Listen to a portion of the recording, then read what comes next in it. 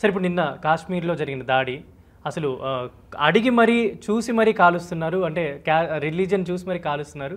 ఏంటి అంటే రిలీజియన్ ఎట్లా చూశారు, అంటే హిందువులా కాదా ఎట్లా చూశారు తెలుసా మీకు? పేర్లు అడిగారు, కల్మా చదవమని అడిగారు. కల్మా చదవకపోతే వాడు ముస్లిం కాదు కదా. ఫ్యాంట్ లిప్పి చూశారు తెలుసా మీకు? ఇప్పుడు కాల్చారు. ఫ్యాంట్ లిప్పి ఎందుకు చూశారో తెలుసా? సుంతి చేసుకొని ఉన్నాడా లేదా? 28 మంది చనిపోయారు. హిందూ అని తెలిస్తేనే చంపారు. ఆడవాళ్ళు మమ్మల్ని కూడా చంపేయండి అని అడిగారంట. అంటే మీ మోడీకి చెప్పుకోండి అని అన్నారంట. అంటే ఏం చేస్తారనా ఏం చేయలేరు అని ఆ సంకేతం ఎందుకు ఇచ్చినట్టు? వాళ్ళు క్లియర్గా తెలుసు ఎన్ని చేసినా ఏం కాదని. ఒక విషయం బాగా ఆలోచించాయా? ఇప్పుడు ఇది మొదటిసారి జరిగిందా? కాదు సార్. పోనీ ఇది ఆఖరిసారా? కాదు. అంటే దీనికి ఫుల్ స్టాప్ పెట్టమా? మనం ఫుల్ స్టాప్ పెట్టమా? ఒక స్ట్రైక్ జరిగింది, మనం ఏం చేస్తాం? మళ్ళీ ఒక స్ట్రైక్ చేస్తాం, మళ్ళీ మనం ఒక స్ట్రైక్ చేస్తాం. కొంతమంది చచ్చిపోతారు, అందరూ హ్యాపీ ఫీల్ అవుతారు, అంతే. దీన్ని మర్చిపోతారు. మళ్ళీ ఇంకో స్ట్రైక్ జరిగేదాకా హ్యాపీగానే ఉంటారు, తర్వాత మళ్ళీ దీనికి ఇప్పుడు దేనికైనా ఒక సొల్యూషన్ ఉంటుంది, లిమిట్ ఉండాలి, ఆపేయాలి. దేనికైనా ఒక సొల్యూషన్ ఉంటుంది, లిమిట్ కాదు, సొల్యూషన్ ఉంటుంది.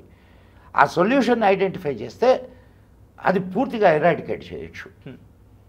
మనం ఏమనుకుంటున్నాం? ఇది పాకిస్తాన్ వాడు చేశాడు అనుకుంటున్నాం, అంతే కదా? అంతే. మనకు ఇమీడియట్గా మనకు వచ్చేది అది ఒపీనియన్. అవును. కానీ 700 పాకిస్తాన్లు భారతదేశంలో ఉన్నాయి. దాని సంగతి ఏంది? ఇక్కడ పాలస్తీనాకు జై అనేటటువంటి ఎంపీ ఉన్నాడు, నీ హైదరాబాదోడు. భారత్ మాతాకు జై అన్నాడు వాడు, పాలస్తీనాకు జై అంటాడు. దేశద్రోహుల్ని నీ దగ్గర పెట్టుకొని నువ్వు ఎవరినో ఎందుకు మాట్లాడడం?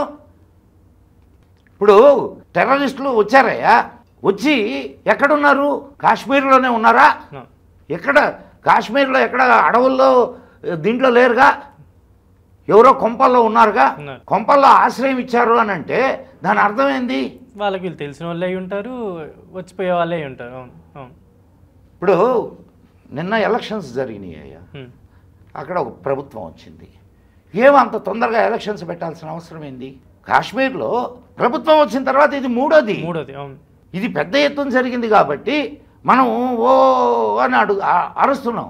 చిన్న ఎత్తున జరిగిన ఇంకో 2 ఉన్నాయి, అవి ఎవరికి బయటికి రావాలా? ఇక్కడ ఉన్నటువంటి దేశద్రోహుల పరిస్థితి ఏంది? 7 కోట్ల మంది రోహింగ్యాలు ఉన్నారు. నీ హైదరాబాద్లోనే కాలనీలు ఉన్నాయి. ప్రభుత్వ అండదండలు లేకుండా వీళ్ళందరూ ఇక్కడ ఉన్నారా? కాశ్మీర్లో ప్రభుత్వం అండ లేకుండా ఇది జరిగింది అనుకుంటున్నారా? వాళ్ళకి సపోర్ట్ చేసే ప్రభుత్వం అక్కడ ఉండేది. ఇప్పుడు ఏదైతే కొత్తగా మారిన ప్రభుత్వం ఇంత ముందున్నోళ్లే కదా. సో ఇక్కడ మనం ఆలోచించాల్సింది, అసలు వాళ్ళంతా టెర్రరిస్టులయ్యా, జాతే టెర్రరిస్ట్ జాతి.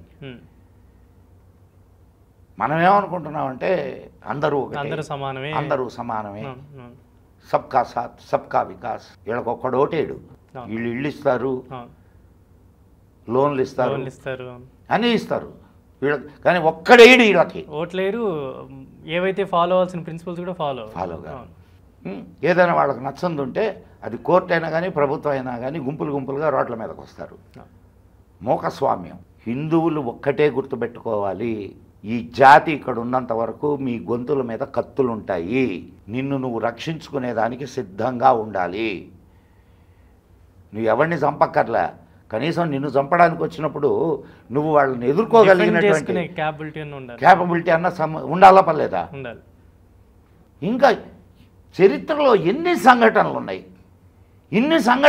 ఇంకా కళ్ళు తెరవకపోతే, ఇంకా ఎప్పుడు నిద్రపోతుంటే కళ్ళు తెరవకుండా అది శాశ్వత నిద్ర అయిపోద్ది. కానీ అంటే ఎక్కడో జరిగిన ఇతర కంట్రీల్లో జరిగిన వాటికి రెస్పాండ్ అయినంతగా ఇండియాలో జరిగిన వాటికి ఎందుకు ఎవరు రెస్పాండ్ అవ్వరు అనేది ఎప్పటి నుంచో నాకున్న ఒక డౌట్ సార్. అంటే దీనికి మీరేం అంటే నాకు అర్థం కాలేదు. ఇప్పుడు ఎక్కడో వేరే కంట్రీల్లో ఎక్కడైనా దాడులు జరిగినా, అక్కడ ఏదైనా అన్యాయం జరిగినా ప్రతి ఒక్కరు కూడా రెస్పాండ్ అవుతూ స్టేటస్లు పెడుతూ అసలు సేవ్ అని అది ఇదని పెడుతుంటారు కదా. ఇప్పుడు ఇండియాలో ఇంత కాశ్మీర్లో జరిగిన ఈ ఇన్సిడెంట్కి అరే దేశద్రోహులు ఇక్కడ ఉంటే నువ్వు ఇప్పుడు కాశ్మీర్లో సరే దేశద్రోహుల గురించి ఓకే, దేశంలో ఉన్న ప్రజలు ఎందుకు అని, దేశంలో ఉన్న ఇప్పుడు ఎవరు పెట్టాలా?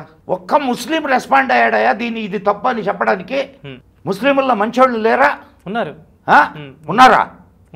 ఉంటే ఎందుకు రాలా ముందుకి? ఇది తప్పు, ఇది ఖండిస్తున్నామని ఎందుకు చెప్పలా?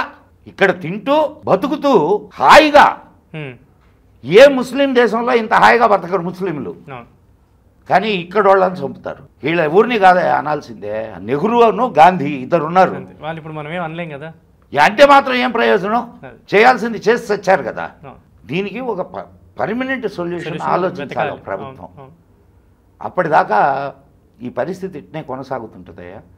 కాబట్టి ప్రభుత్వం ఖచ్చితంగా దీని మీద చర్య తీసుకుంటుంది, దాంట్లో నాకేం సందేహం లేదు. తీసుకుంటుంది, గట్టిగానే ఉంటుంది రియాక్షను. కానీ ప్రభుత్వం ఒక పర్మనెంట్ సొల్యూషన్ దిశగా ఆలోచించి నిర్ణయం తీసుకుంటే బాగుంటుంది. ఇది నా ఆలోచన. అసలు నీ దేశంలో హిందువులు మెజారిటీ ఉన్న దేశం, నీ దేవాలయాలు నీ కాదు, నీ ఆస్తుల మీద వాడు వచ్చి ఏలు పెడితే అది వక్ఫ్కి వెళ్ళిపోద్ది. అండ్ నువ్వు కోర్టులకు పోతే నీకు న్యాయం ఉండదు. ఇంకెందుకయ్యా ఇక్కడ హిందువులు మెజారిటీ? ఇప్పుడయ్యా హిందువులు కళ్ళు తెరుస్తారు.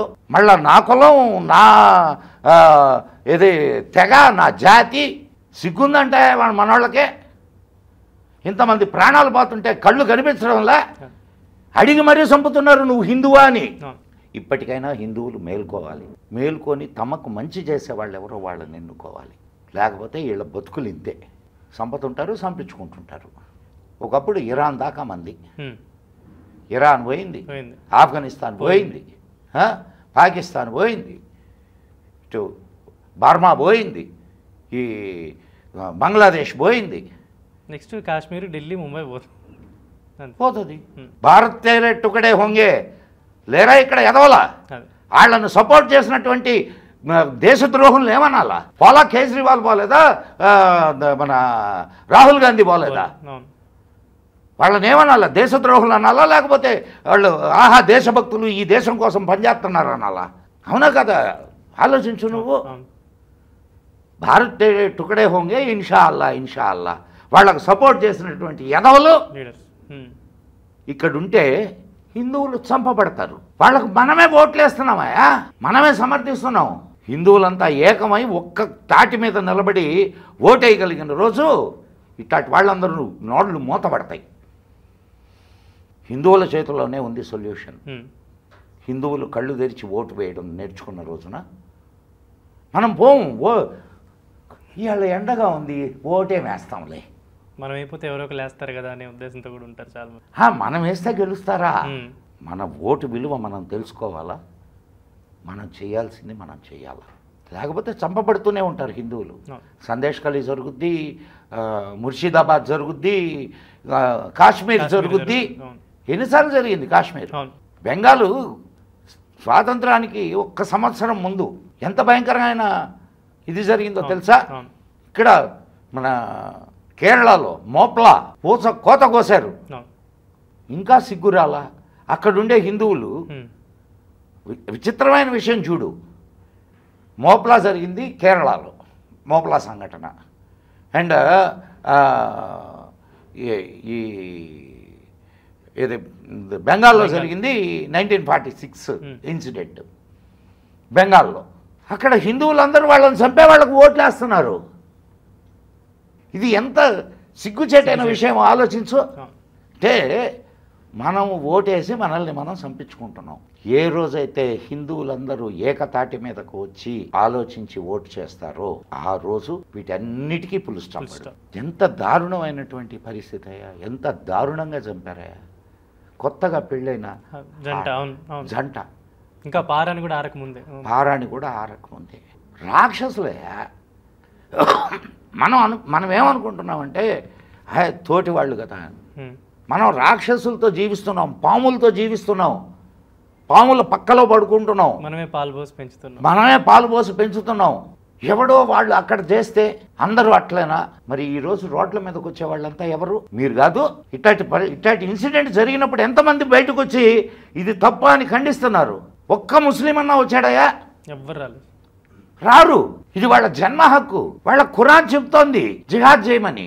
సో మనం వాళ్ళు దే ఆర్ వెరీ క్లియర్ అయ్యా. వాళ్ళు జిహాద్ చేయాలా, గజ్వాయే హింద్ భారతదేశాన్ని ఇస్లాం దేశంగా మార్చాల. ఓకే, ఇది వాళ్ళ ప్లాన్. దాని ప్రకారం వాళ్ళు పోతున్నారు.